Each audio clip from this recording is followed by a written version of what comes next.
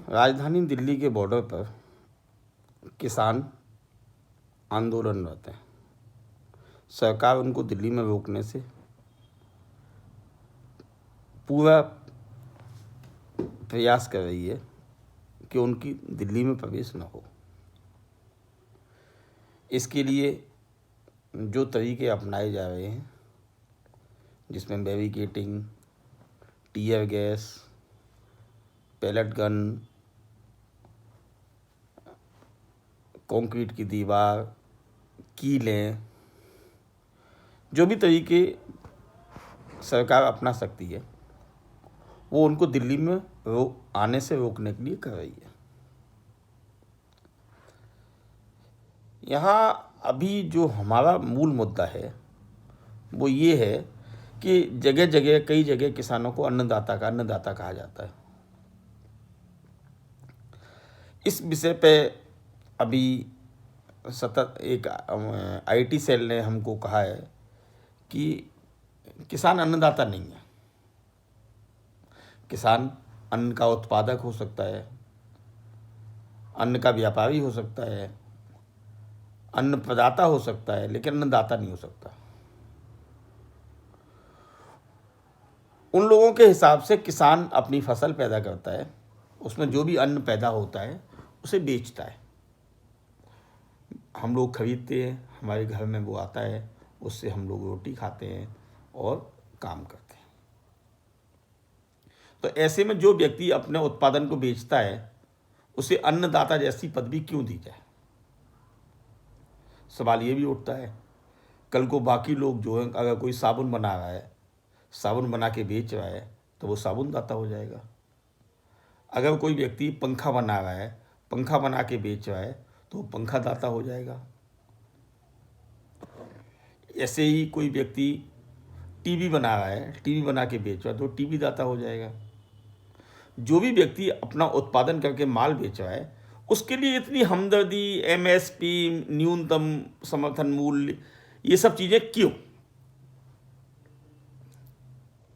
बात तो सुनने में ठीक लगती है कि पंखा बनाने वाला पंखा बना के बेचता है, किसान अन्न उपजा के बेचता है।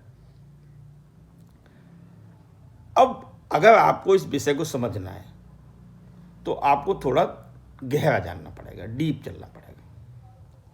मैं आपको बताता हूं, अब आप उदाहरण से समझिए।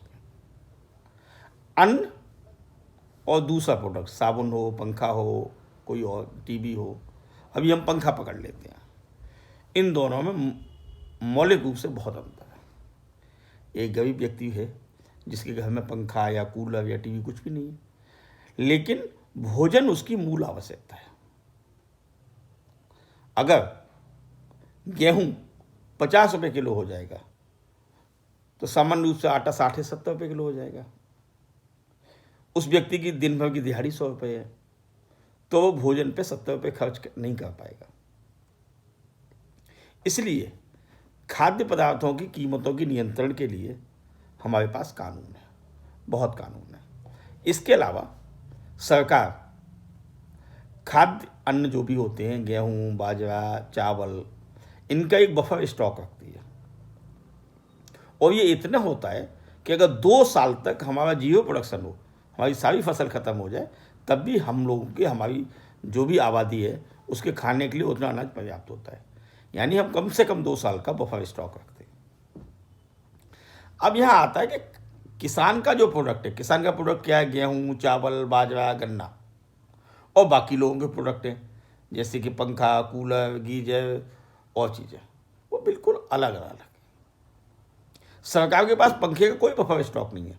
अगर पंखे का प्रोडक्शन नहीं होगा तो सरकार के पास नहीं रखा हुआ है, लेकिन गेहूं, चावल, ये सारी चीज़ें सरकार के पास 2 साल तक के लिए रखी हुई हैं। जैसे ही कीमतें बढ़नी शुरू होती हैं, मान लो गेहूं की कीमत 15 रुपये किलो है, 16 हुई, 17 हुई, यहाँ तक सरकार चुप रहेगी। जैसे ये कीमत 18 या 19 रुपये आएगी, सरकार के पास जो 2 साल के लिए बफर स्टॉक रखा हुआ है उसमें से वो गेहूं निकाल के मार्केट में डाल देगी और वो बेचेगी 15 या 16 रुपये किलो। तो जो 18 रुपये किलो की प्राइस है वो घट के 15 या 16 रुपये पर आ जाएगी। इसका मतलब क्या हुआ, किसान अपने उत्पादन का, जो अन्न उत्पादन करता है, उसकी कीमत निर्धारित नहीं कर सकता। उसकी कीमत सरकार के हिसाब से चलती है। अभी मैं आपको दूसरे पॉइंट पे आता हूं। एक मार्केट होता है एक्सपोर्ट मार्केट, जो इंडिया से बाहर जाता है। सभी कंपनियां एक्सपोर्ट करती हैं। मान लो एक कंपनी पंखा बनाती है और वो हिंदुस्तान में 600 रुपये का बिकता है, लेकिन अगर उसको 800 रुपये का भाव मिल रहा है श्रीलंका में, तो वो कंपनी हिंदुस्तान में न बेच के एक्सपोर्ट कर देगी। लेकिन खाद्यान्न के मामले में ऐसा नहीं है। खाद्यान्न के मामले में क्या होता है, एक्सपोर्ट खाद्यान्न भी होता है। अब सरकार अगर देखती है कि गेहूं इंडिया में 15 या 16 रुपये किलो है, मैं गेहूं की बात कर लेता हूं, और श्रीलंका में 20 रुपये किलो है, किसानों ने या व्यापारियों ने गेहूं को एक्सपोर्ट करना शुरू किया, क्योंकि 15-16 रुपये की चीज़ इंडिया की बाहर 20 रुपये किलो बिक रही है। जैसे ही उन्होंने देखा कि एक्सपोर्ट होने लगा और कीमतें बढ़ने लगी यहाँ पे, तो सरकार एक्सपोर्ट को बैन कर देती है। सरकार एक्सपोर्ट को बैन कर देती है। मेरे समझाने का मतलब ये है कि एक ऐसा प्रोडक्ट है जिसकी कीमत मैन्युफैक्चर निर्धारित नहीं करेगा। इसलिए जो कम समझदार, मैं उनको लिए कोई गलत शब्द का उपयोग नहीं करूँगा, जो लोग इस खेल को नहीं समझते हैं, वो कहते हैं कि किसान क्यों अन्नदाता है, ऐसे तो कल को पंखा दाता हो जाएगा, कल को टीवी दाता हो जाएगा। दोनों में बहुत अंतर है। और जिन परिस्थितियों में किसान खेती करता है, वो परिस्थितियाँ अच्छी नहीं होती हैं। जिन लोगों ने गांव में या जिनके यहाँ खेती होती है, उन्होंने देखा है, ये एक बहुत मेहनत का काम है। बिजली रात को आती है, तो किसान 10 बजे 11 बजे, जब एक आम इंसान ठंड में रजाई में से निकलना पसंद नहीं करता, तब वो अपने खेतों में पानी लगाता है। उसके बाद ही उसकी फसल उसके घर में आने तक बहुत रिस्क होता है, और जो आमतौर पे इंश्योरेंस से कवर भी नहीं होता है। गाय खा जाए, ओले पड़ जाए, कुछ और हो जाए। इस हिसाब से अगर हम देखें तो हिंदुस्तान में किसानों को उनकी उपज का सही मूल्य नहीं मिल रहा है। सरकार के पास असीमित ताकत होती है, असीमित पैसा होता है। सरकार चाहे तो इसको कंट्रोल कर सकती है। अभी हम आते हैं उस मुद्दे पर जहां किसान बॉर्डर पर अड़े हुए हैं। किसानों का यह कहना है एमएसपी हिंदुस्तान में पहले से है, ऐसा नहीं है कि एमएसपी मांग रहे हैं वो, लेकिन वो ये मांग रहे हैं कि सरकार पूरा अनाज नहीं खरीदती। अगर देश में 1000 टन अनाज होता है तो सरकार 400-500 टन खरीदती है। 400-500 टन खुले मार्केट में बिकता है। वो ये कहते हैं जो ओपन मार्केट में या खुले मार्केट में या मंडियों में जो माल बिकता है, वो भी एमएसपी से कम नहीं बिकना चाहिए। सरकार इस बात की लिखित गारंटी दे दे।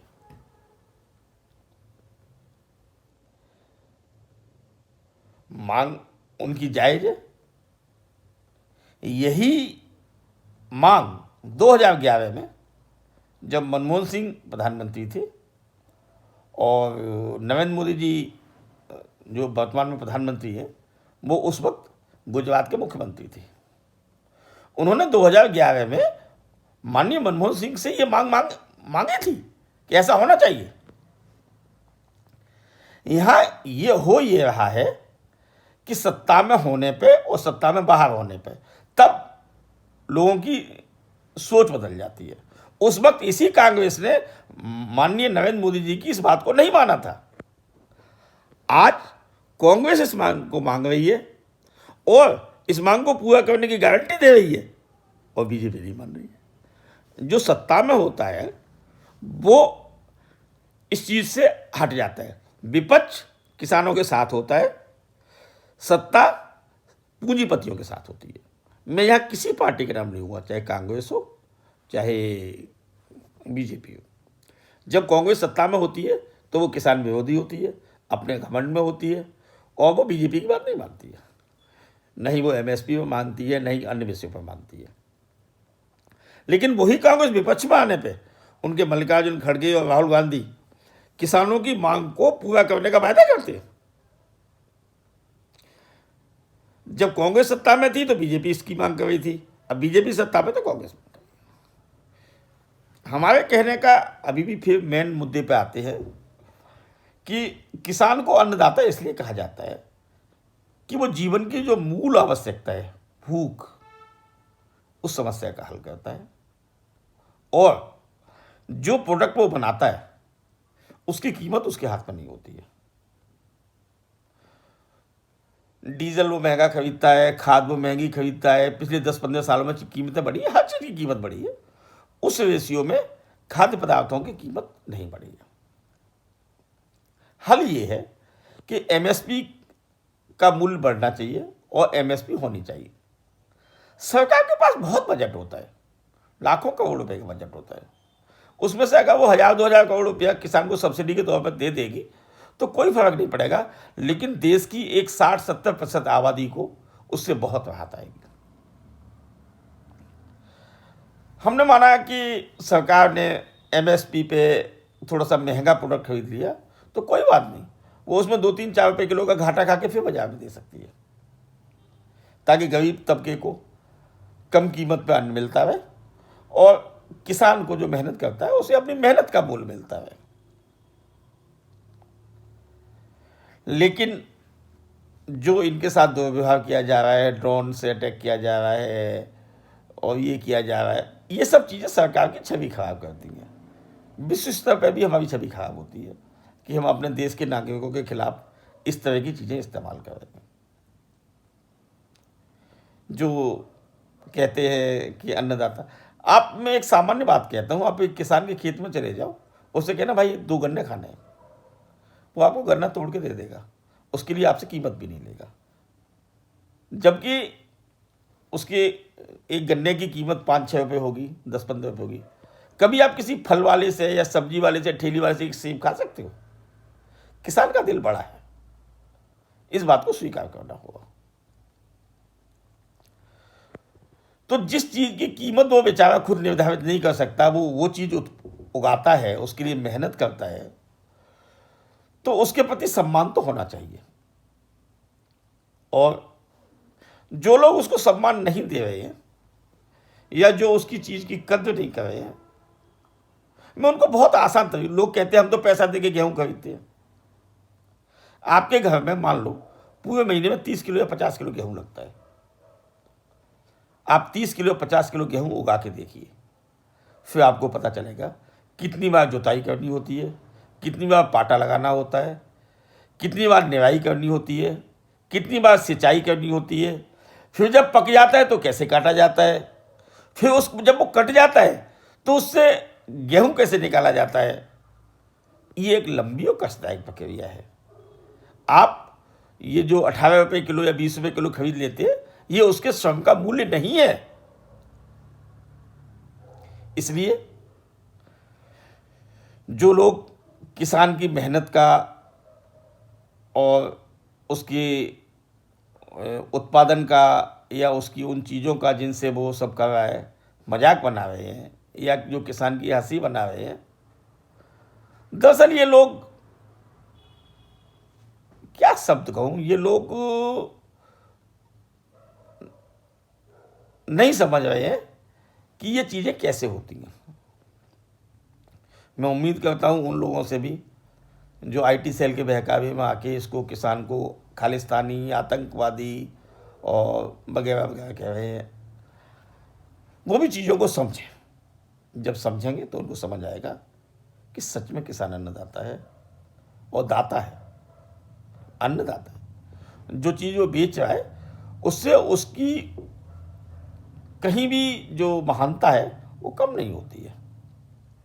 वो आपको भोजन देता है और आपको भोजन देने के लिए वो कई कई घंटे दिन में, रात में, ठंड में, बरसात में मेहनत करता है, लेकिन उसे उसकी मेहनत का मूल्य नहीं मिल पा रहा है। इसके लिए वो सड़क पे है।